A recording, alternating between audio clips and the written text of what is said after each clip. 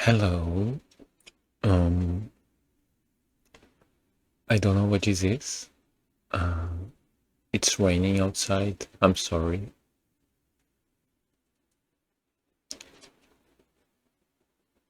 There's nothing specific I wanna talk about.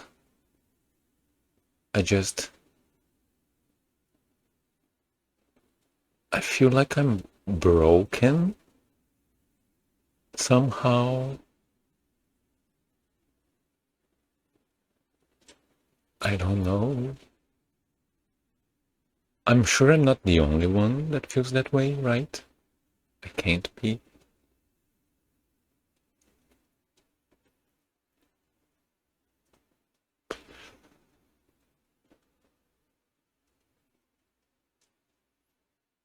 I think Palestine finally broke me.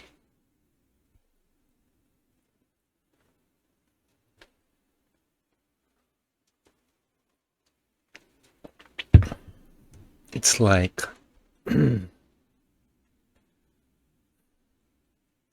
there's always been this balancing act, right?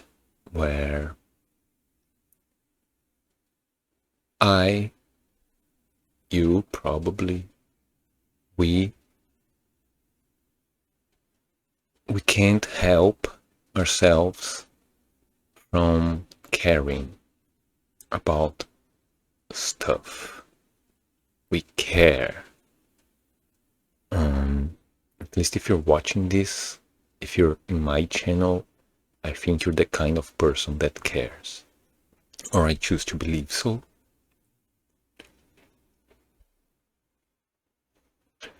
But at the same time,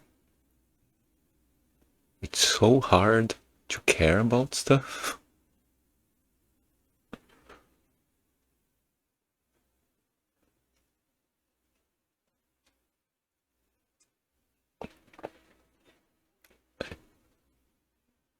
It's not, I'm aware, painfully aware of my lack of agency. I bring that up a lot, I think.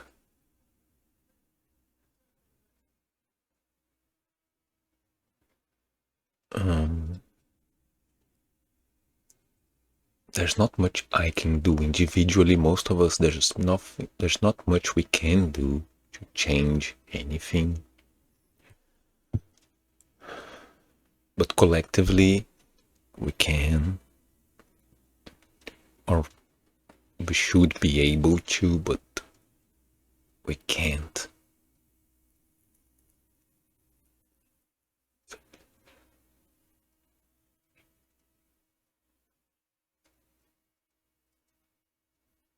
When I was small, when I was still little, I grew up with that illusion that, yes, things are bad, but if things truly get really fucked up, surely people will come together and fix things, right? I think the next generation wakes up from that a lot earlier. Like, I woke up from that early enough. I realized things were fucked early enough. I didn't have much of a choice in that regard.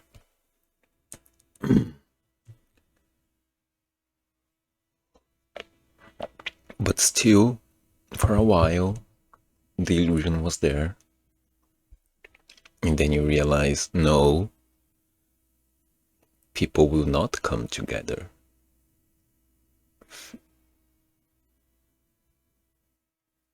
Things are not gonna get fixed. And then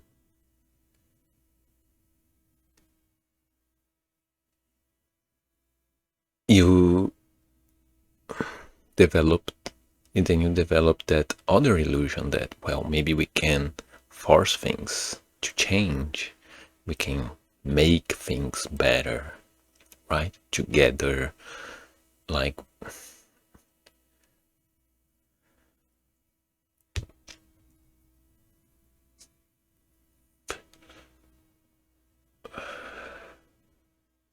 I'm very doomerist. I really believe we are all fucking doomed. Collectively speaking, humanity, this whole project as a whole, I don't see a way out of this. I think it's worth trying, of course. I think we should all do what we can, even if it's not enough, even if it's just a little. Everybody has different circumstances, people are different. We do what we can.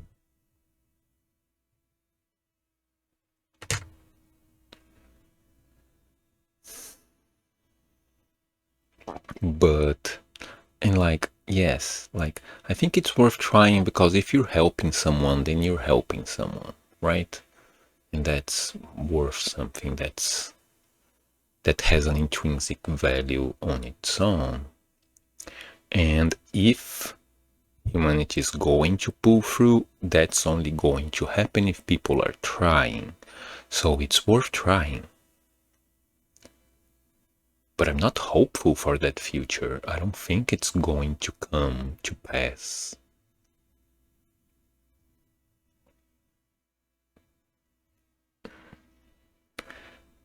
That illusion. Like,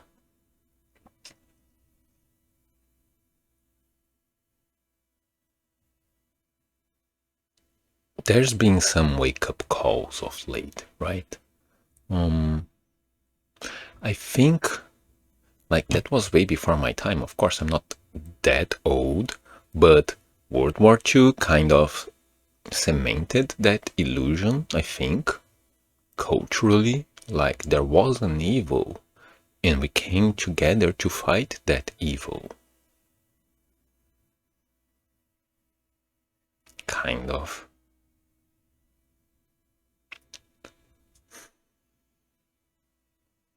Yeah, and then you learn that it's kind of that the people fighting the Nazis, like individually, yeah, there were a lot of brave people who gave their lives in that war to stop that evil fucking Nazis. But the powers that be were involved for different reasons. And they had different goals.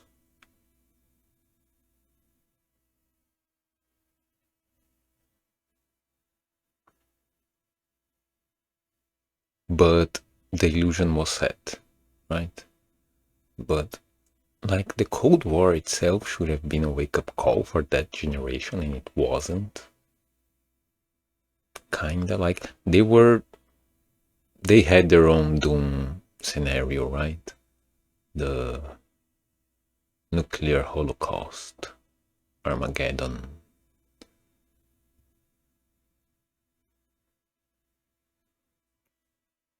But they don't seem to have learned anything from that. Or, collectively speaking, as always, I'm not blaming anybody individually. Although a lot of people individually are just suck, they just suck. But yeah. And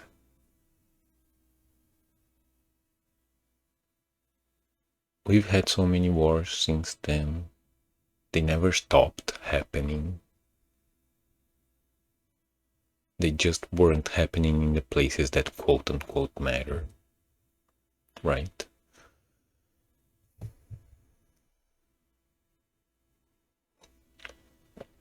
And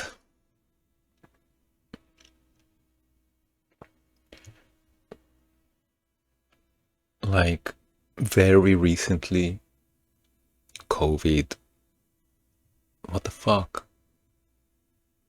That was one of those moments, right? That was that moment in the movie where people come together to fight, to stop this thing that it's growing and killing people all over the world, and people will come together and science will prevail, and here we are.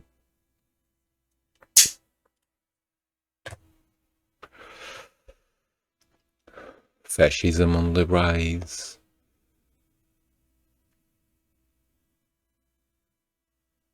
Palestine. Like, there was always this, there was always also this idea that people just don't know,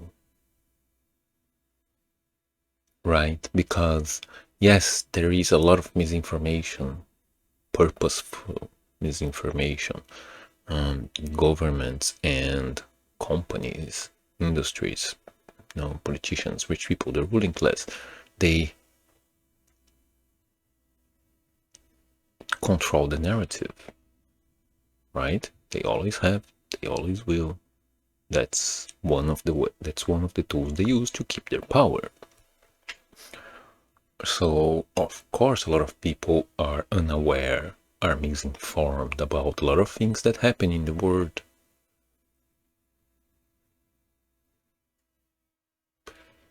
But then COVID, people dying all around you, and still, and Palestine, like, it's happening live.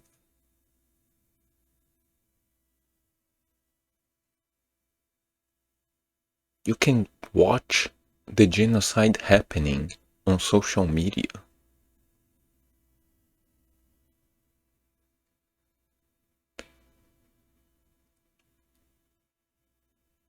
Why can't we stop it?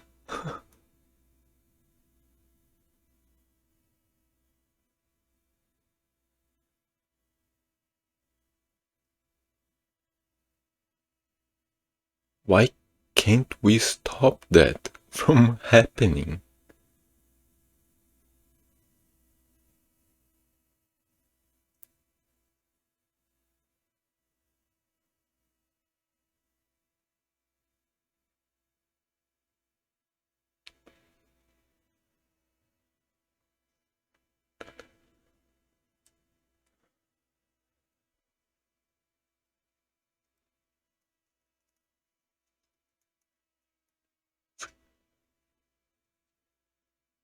I remember talking to a friend. How many years ago was that? I don't know time anymore. Um, an American friend, and I was always hopeless for my country of origin, Brazil, because not only because we don't have the cultural foundation, I think, anymore. Once maybe to try and actually fix things for us back there. But the problem is we're Brazil. We're one of the exploited countries. So if we try to get our shit together, the countries that exploit us will kick our shit in. That's what always happens. So even if we do it, it will be undone. So I was always hopeless for Brazil. So you have to hope that concurrently to people trying to change things in these countries that are exploited, things are changing enough in the countries that do the exploitation in order for those first changes to take hold. No, and my friend was hopeful for his country, the United States.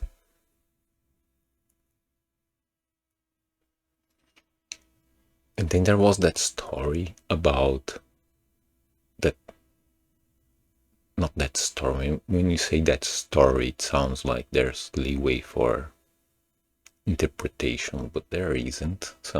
It's just news. There was that news about forced hysterectomy. Hysterectomy, is that what is it called? Forced sterilization happening in camps for migrants in the border that a doctor was doing, like, unsanctioned. Of course, that wasn't a state policy or anything, but it happened anyway.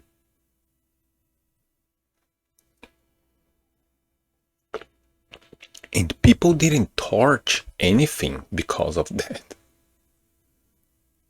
They didn't set the place on fire.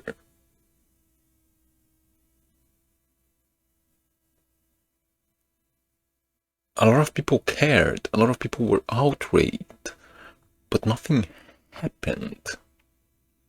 That's the kind of stuff, if Mengele is pulling this shit on your country, this is the moment when you torch something.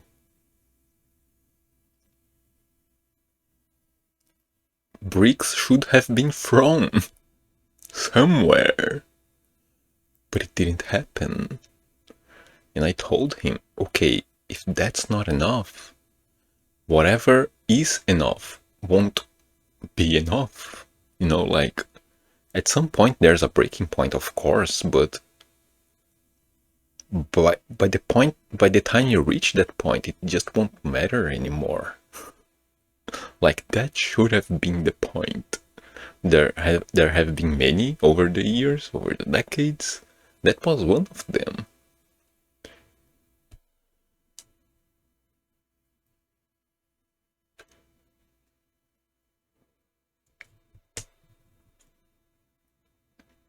I will smoke a lot during the making of this video. I am sorry, terribly sorry.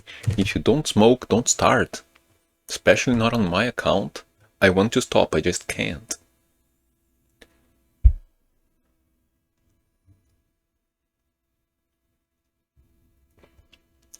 And then you try to, like, you care. So you try to learn about stuff, know about stuff. What is happening, and why, and how, and who's doing it, and who's fighting it.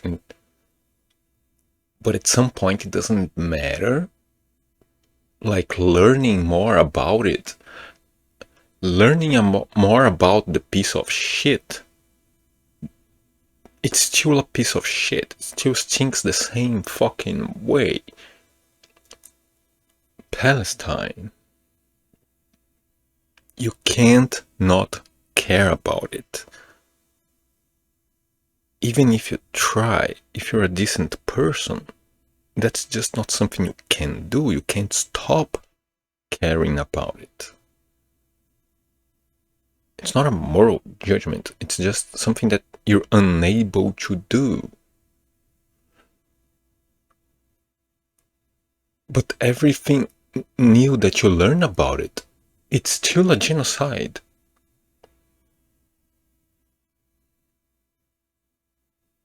It was a genocide 6 months ago. It's still a genocide now. A year ago.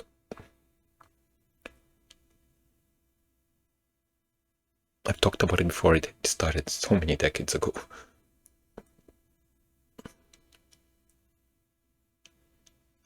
And every time you hear about a new atrocity, a new war crime, it's not a war.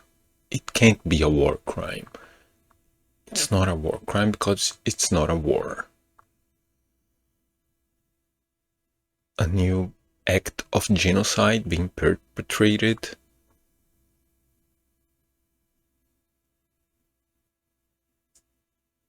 It doesn't change the fact. It doesn't change the nature of what it is. It doesn't make it worse, even because it can't get worse. It's a genocide. It's as bad as it gets.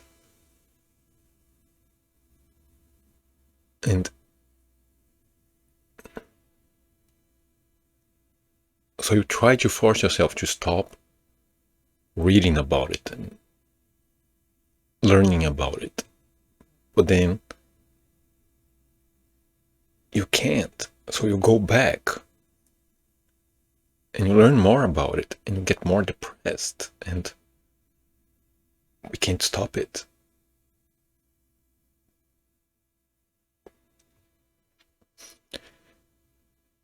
And if you're watching this, then statistically, most of us are living in a country that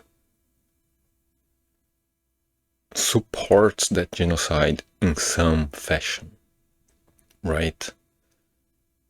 At the very least, we're in one of those countries that could be doing something about it but isn't, right? Because there are countries that would like to help, they just can't, right? There's more solidarity between the countries that are oppressed in regards to each other, but they're all oppressed, they're all exploited, they can't help each other. Or you're one of the countries that could be doing something about it but isn't, or you're one of the countries that's actively helping the genocide, providing weapons, assistance, political support. United States, England. Jesus. So many.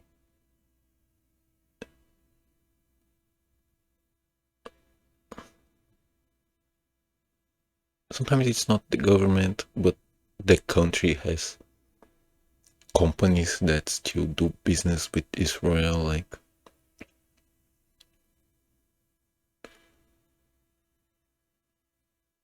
IDF uses Amazon data centers, right? Like, I talked about this recently somewhere else. People talk about AI like the AI stuff on the internet, like they have so many takes about bad art and this and that, and there's a lot of bad coming out of AI, but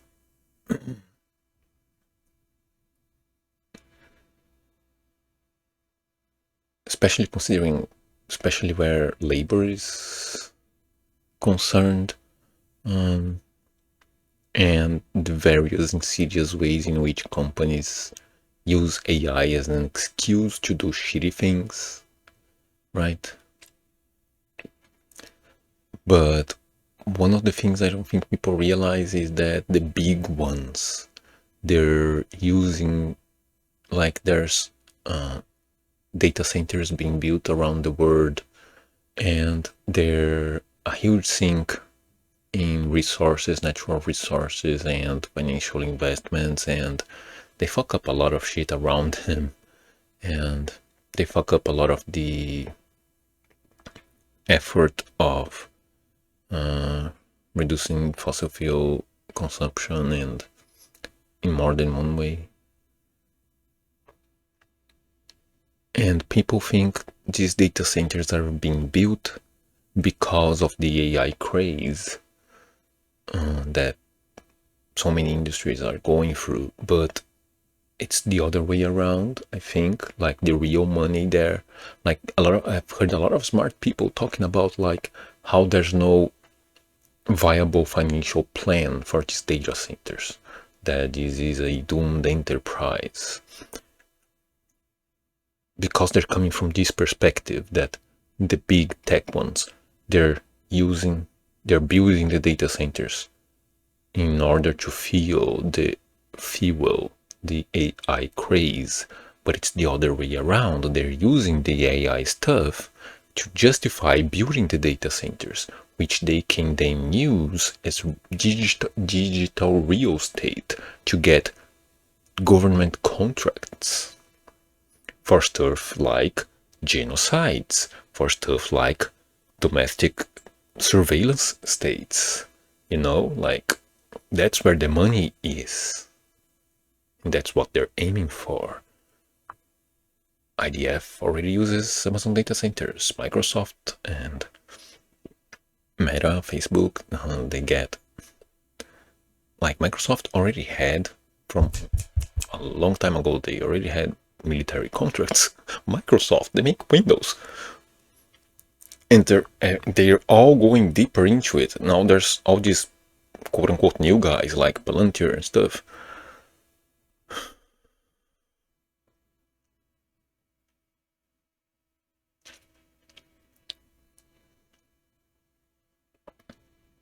So yeah, statistically speaking, we're all living in a system, in a chunk of the system that supports that, and we can't do anything to stop our own little corner of the world from perpetrating that, from helping to perpetrate that atrocity, that fucking genocide.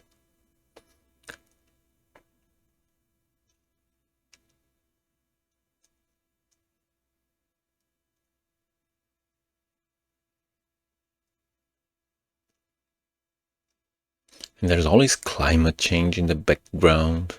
I don't even know why I'm talking about this stuff. I'm sorry.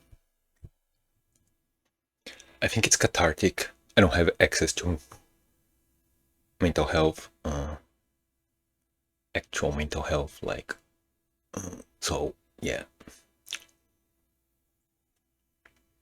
Mental health services, mental health care, mental health care.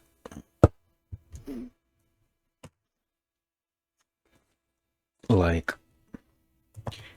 it feels you can't help yourself from caring about all of this stuff. There's so much happening everywhere. All the time. All the time. Everywhere. There's so many conflicts happening right now.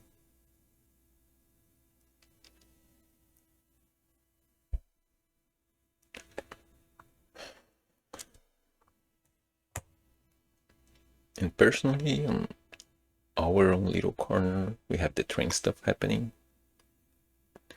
And the rising fascists going after our rights. Like, I live in a country that doesn't have that many rights for trans people. Like, literally 2 years ago, the Supreme Court voted that it's unconstitutional to force transgender people to go through sterilization in order to be legally recognized as transgender. 2 years ago. That's like yesterday. It's still considered a disorder. And if you know anything about Japanese history, you know that's concerning. There is a history of not being very nice to people they consider to have a mental disorder here. You know, so you go to get HRT and you sign a paper saying, yes, I am transgender and I want HRT. You're basically putting it in writing that you have a disorder, and who knows what it can be used for.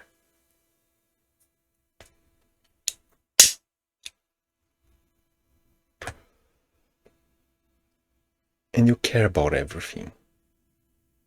And I don't do shit squared about anything. I'm not an activist. I don't have the agency.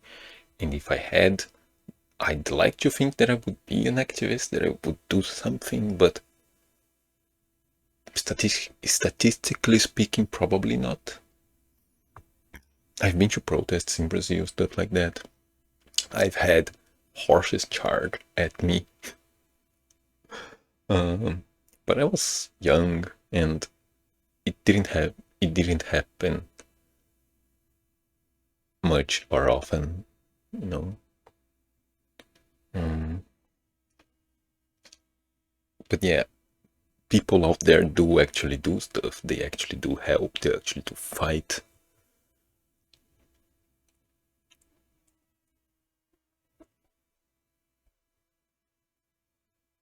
There was a mosquito and the microphone actually picked up the sound of the mosquito.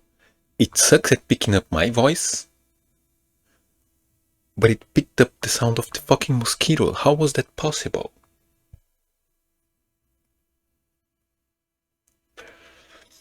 And you fight for all this stuff. You people out there that I admire. And we worry about this stuff. We people who have a good heart, but not the agency or the courage to do anything about it.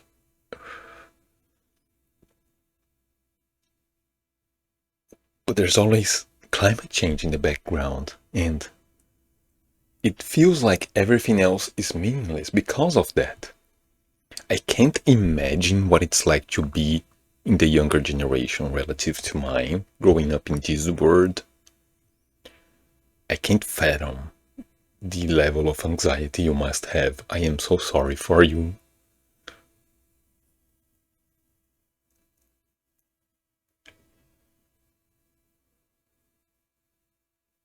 Because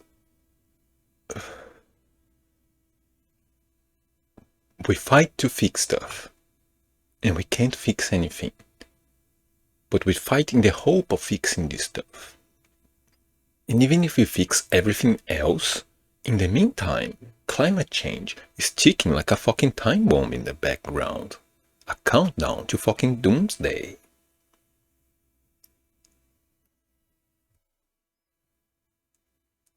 Not a literal doomsday, not like a cinematic apocalyptic extinction level event. They usually say that in movies. Just unimaginable suffering on a biblical scale.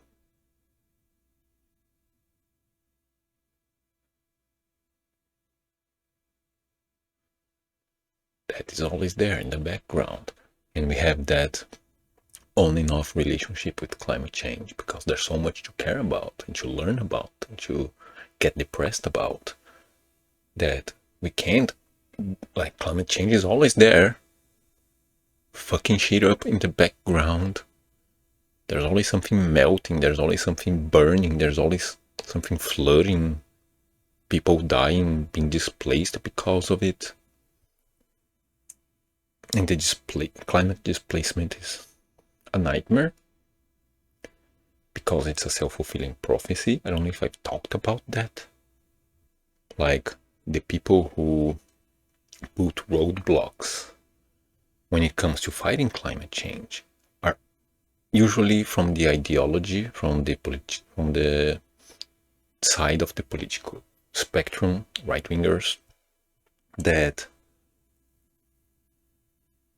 also like to demonize migrants and stuff like that.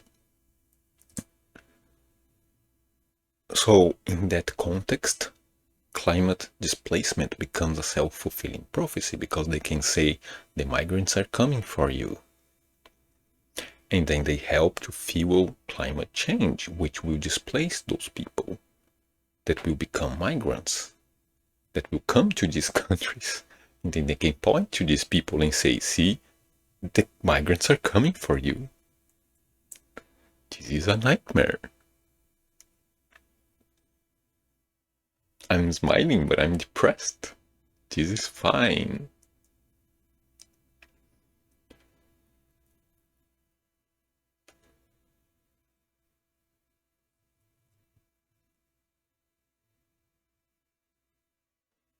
So you stop learning about climate change because it's always there, just like Palestine. It doesn't matter how much you learn about it. It remains the same piece of shit. Every time there's a new wildfire, a new hurricane, a new flooding, every time these dozen people die, that 100 people die, that 1,000 people die, it's still climate change.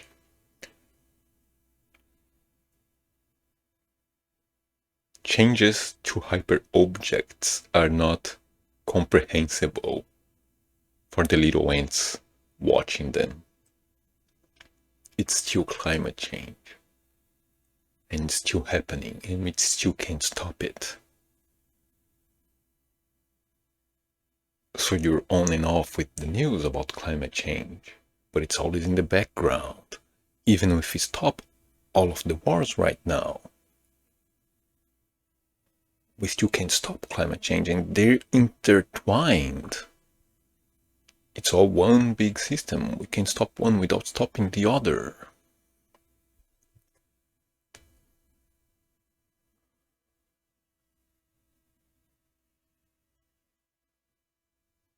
Like,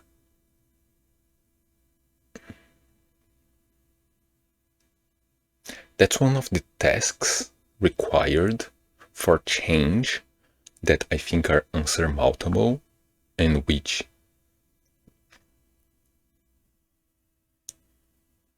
creates the doomerism that it's inside of me. Like, you need to change everything in order to change anything. And you need to change people's minds because individually we have zero agency. Collectively, we have some agency because not enough people will come together. And in order for more people to come together, and the more people come together, the more individuals outside that group gain agency, gain the ability to join in and participate and help. But you need so many people to come together. You need the other side. You need the people that are fighting against you, because the people on the top, of course, they suck. They don't count. They're just the enemy. The people on the bottom, the misinformed ones that are fighting against you but are actually fighting against themselves in the end, we kind of need them. Because without them, we don't have the numbers to enact the changes that we need.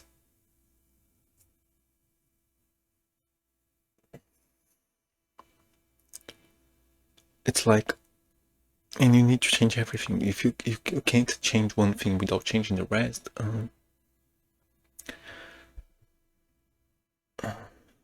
I'm of African descent. It's not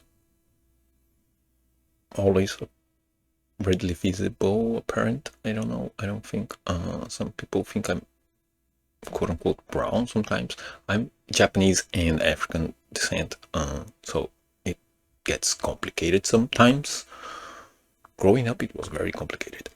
And like,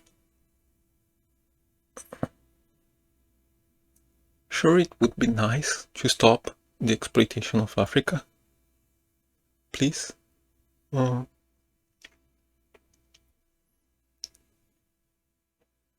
you can't change that without changing the rest. There is no recipe for changing, for fixing the conditions in Africa to allow African people to build a life for them and to build up their nations, to without changing everything else about the system that creates the exploitation there. Everything else, all at the same time.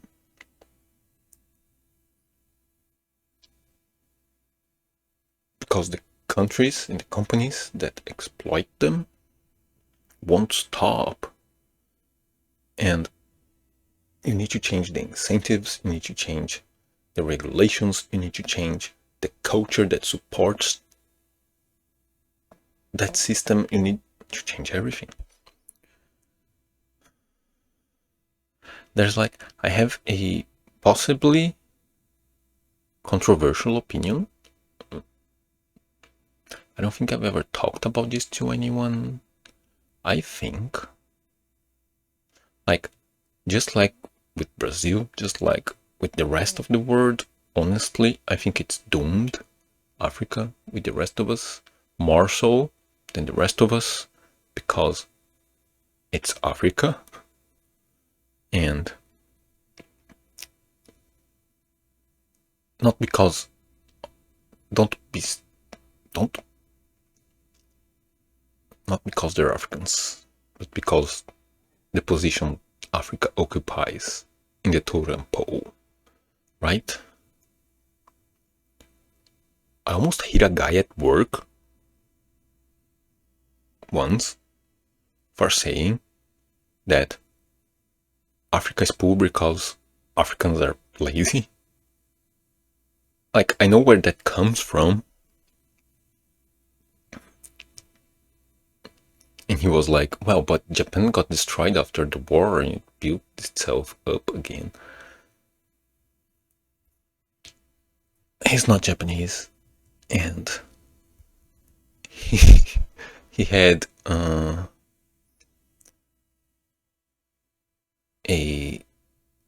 what do you call it? Something internal.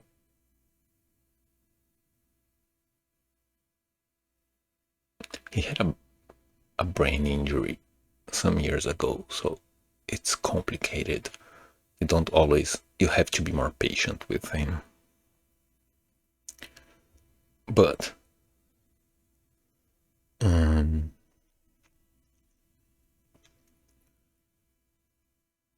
like, if there is any hope of changing anything there from the inside, like, while if things start to actually change on the outside, in the meantime, concurrent to those changes, for things to change inside Africa, militancy is a prerequisite, I think. Like, there's that coalition, what it called, Saheli coalition. It's not the only political movement of that kind in Africa, countries coming together too. And that's the new one that you may have heard about. Probably not. I don't think. It doesn't get talked about too much. And it's very hard to find. I'm having a real hard time finding reliable sources of information on that subject. Very hard. But like, the governments that are coming together in that coalition, they are military governments. Really big red flag there. And especially since, like I said, it's very hard to find reliable information about it. So, is it fucked up? It's a military government? No. Plural? Even? So, yeah. Are they just straight up dictators? And is it like the absolute fucked up end of that spectrum that's going on there? Or is it something else? And here's the thing. I think, like,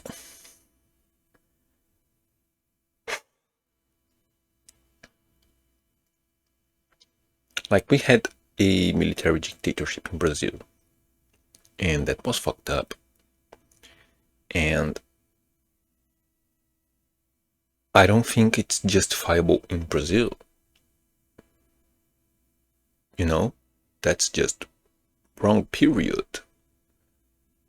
If there are enough changes happening in the world, we can make enough changes internally without that.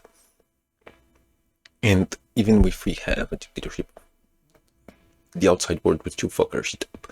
But regardless, that's not justifiable there. That's just wrong. That's just fucking wrong.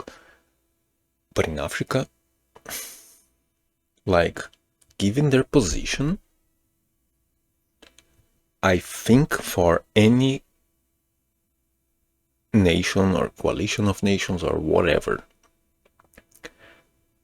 to be able to do the changes internally that they need to do in order to improve the conditions of life for them, it will require the kind of economic reform, nationalization of resources, specifically, that simply won't be allowed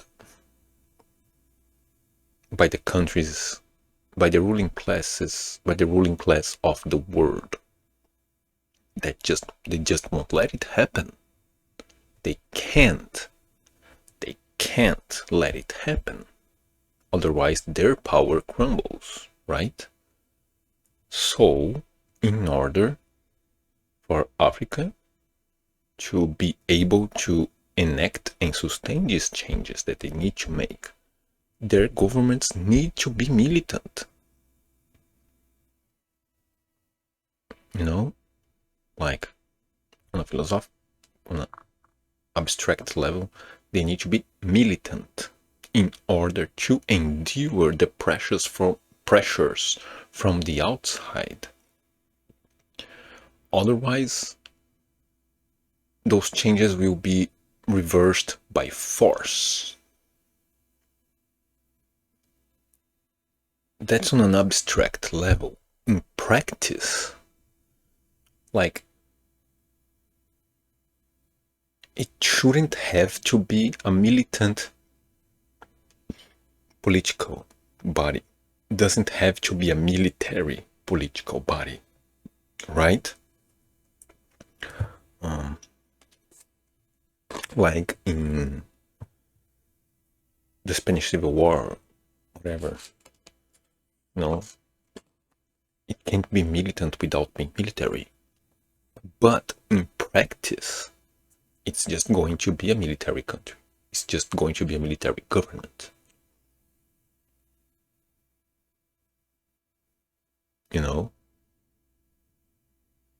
The foundations aren't there, the conditions aren't there, neither to create or to sustain a militant political body in that continent that isn't also military. Do you get the distinction that I'm trying to make here? And in practice, if it's a military government, it's probably going to be a dictatorship. So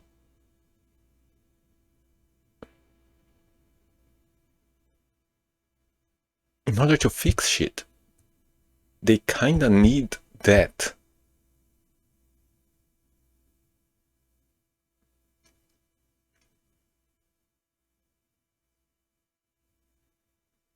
It's fine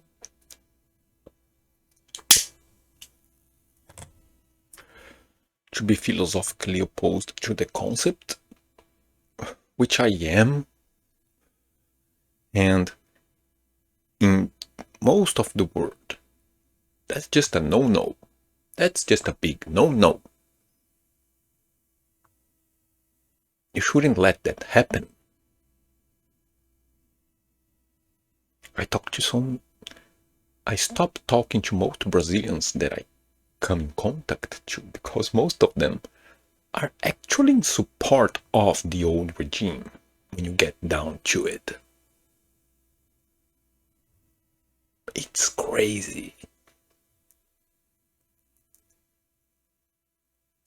I don't know what is it about being a Brazilian migrant in Japan that funneled me to that demographic, but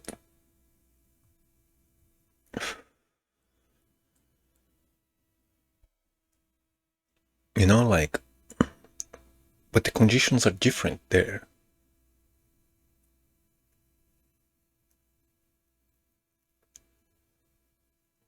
It's fine to dream about democracy, but it won't survive like an actual democracy in which the people vote for the changes that will actually benefit them, instead of the economical powers that exploit them and their countries and their resources. But even if that comes to pass, it will be reversed by force. It needs to have the military force necessary to withstand that kind of pressure. And right now, it won't anyway. It's doomed because it just can't. the outside pressures would be too great for them to withstand. Thus, outside changes would be required at the same time at a level that cannot be attained. Therefore, shit is fucked forever and doomed to the very end.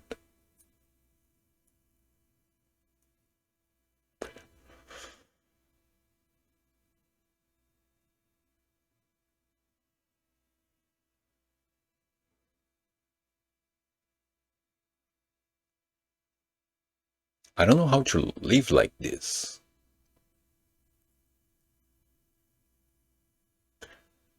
It's a binary choice. You either keep living or you die. I'm still living, I'm still breathing. I have no intention of dying. Truth be told, I think I would prefer to not be alive. But I'm terrified of dying. So I have no plans of dying anytime soon. But I also find it very hard to care about being alive and living in general.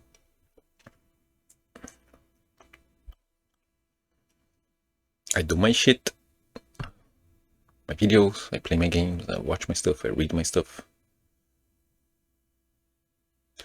I work. Work helps a little bit because I do manual labor on the weather outside, so I'm constantly too tired to feel the depression. The depression is there, but I'm too tired to consciously feel it. It just fucks me up on the subconscious level. That's...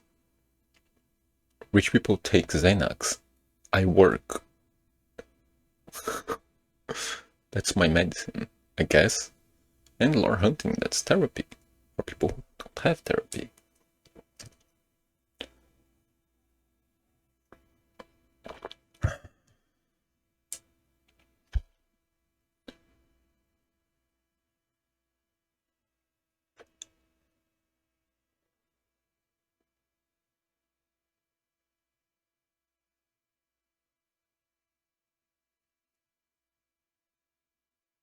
There must be so many people feeling exactly like that out there. It feels so lonely to be like this, but I know I'm not alone in being broken, basically, in a way that cannot be fixed.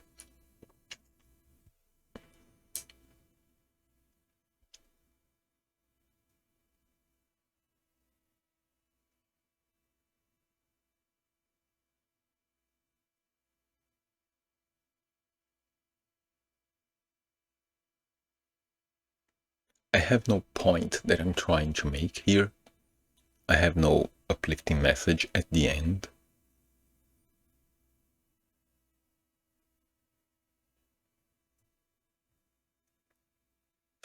Shit is fucked. The world is on fire. It will keep on burning. We can't put the fires out.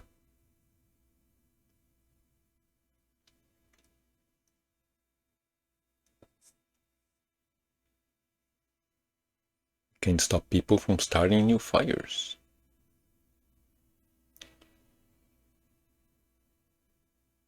It's important to try. Thank you if you're one of the people who try more than I do. Anything is more than what I do.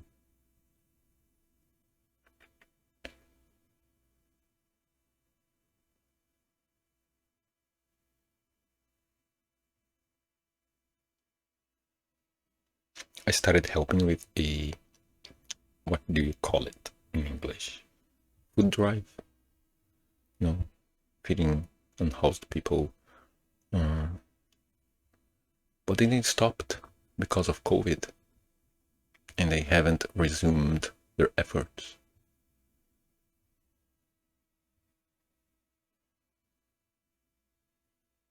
I've actually tried, like, directly helping unhoused people in Japan, like Japanese unhoused people.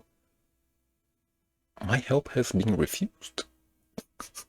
My help has been refused a couple of times. Like, they won't take shit from me. I don't know. That's partly a cultural thing. Like, they don't want help, period. But I also can't help but wonder, is it because I'm not Japanese or is it because I'm trans? You know, like, it feels weird when that happens.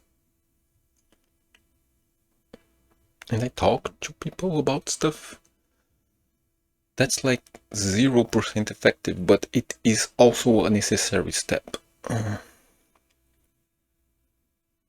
One of the things that feels the most useless is talking to people. And people talking about stuff on social media, on YouTube, essays. But that is also one of the required steps. Because you need to change people's minds.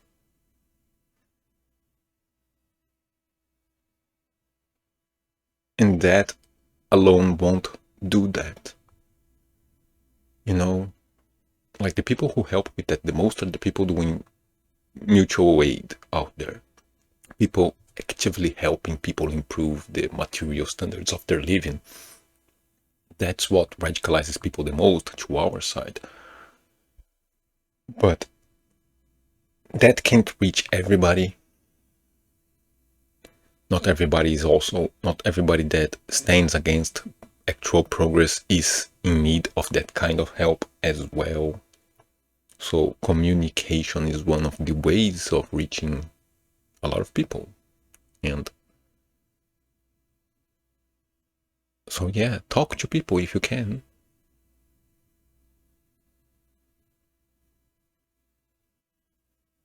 If you have the patience for it and the social skills for it. I like kind of both, so I fail most of the time, but I try.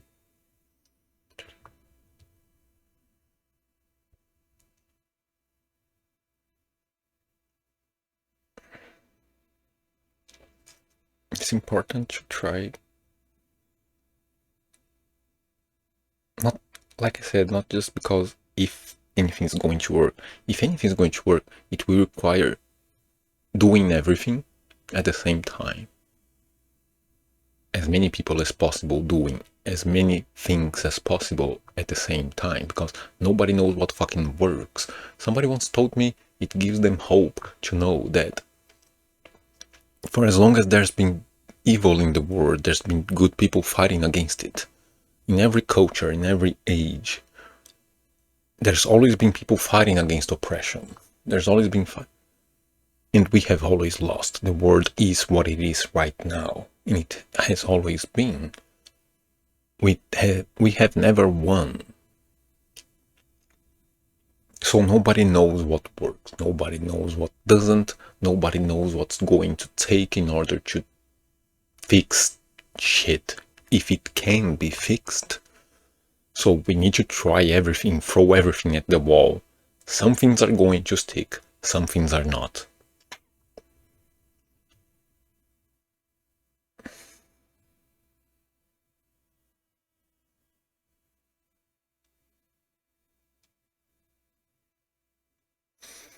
I was hoping to feel more cathartic after talking about this stuff, but I'm not.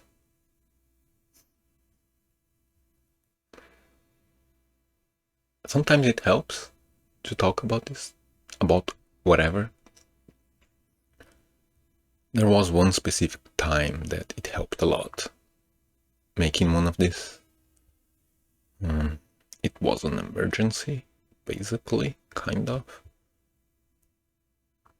I think this is too. This is not this. There's no catharsis for this stuff.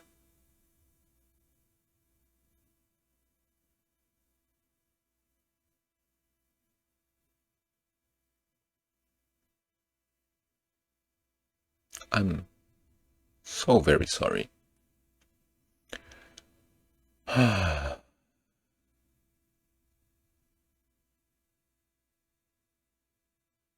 I guess that's that. It's 1 hour now talking. And I think I've said everything I wanted to say, or rather everything I needed to say about whatever. So yeah,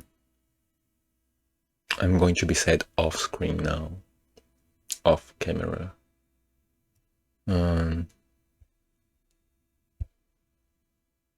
I hope everybody's doing well enough. I hope if you watched this, I hope I didn't make you too depressed. You should take care of yourself if you can. Not everybody can. I know that.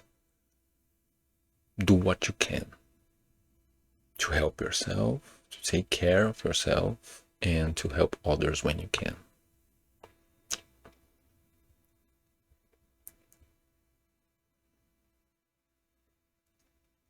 Stay safe.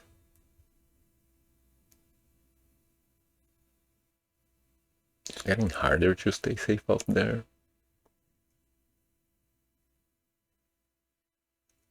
I always end my videos with stay safe.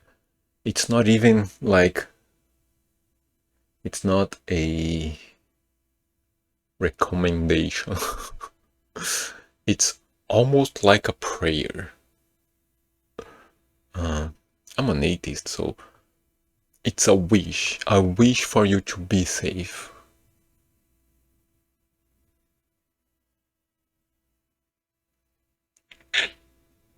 Till next time, see you around.